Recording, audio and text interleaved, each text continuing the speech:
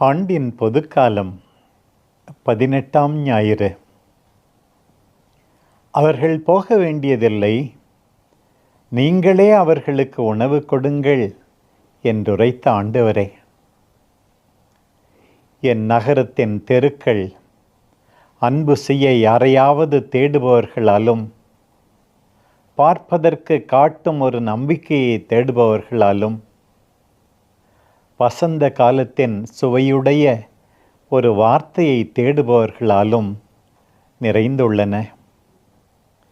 இதை பார்க்கும்போது நான் சோகமடைந்து, இத்தனை தேவைகளையும் நிறைவு செய்ய வேண்டிய பொறுப்பு யாருடையது என்று எனக்குள்ளே கேட்டுக்கொள்கிறேன். ஆண்டவரே, நான் என்னவாக இருக்கின்றேனோ, என்னிடம் என்ன கொஞ்சமாக இருக்கிறதோ அதை அவர்களோடு பகிர்ந்து கொள்ள வேண்டியது என் கடமை என்று இன்று நீர் எனக்கு கூறுகிறீர். நீர் எனக்கு கொடுத்த நம்பிக்கையையும் வார்த்தைகளையும் இந்த என் சகோதர சகோதரிகளுக்கு சொல்ல வேண்டியது என் கடமை. நீர் எனக்கு கைகளை தந்தது பெற்றுக்கொள்வதற்காக அல்ல, கொடுப்பதற்காக.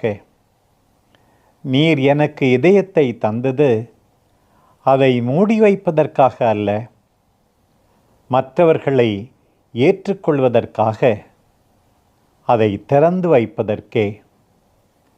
நீர் எனக்கு 2 தோள்களை தந்துள்ளீர்.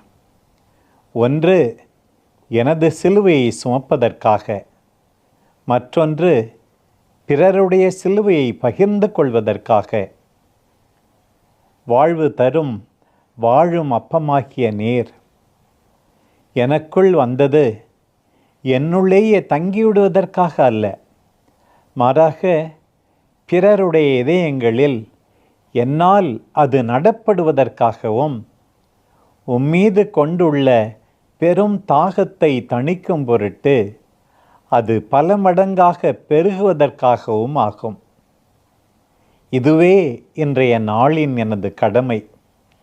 உமது அருளால் இன்னும் வரவிருக்கும் நாட்களிலும் அதே என் கடமை என்று உணரச் செய்யும். ஆமென்.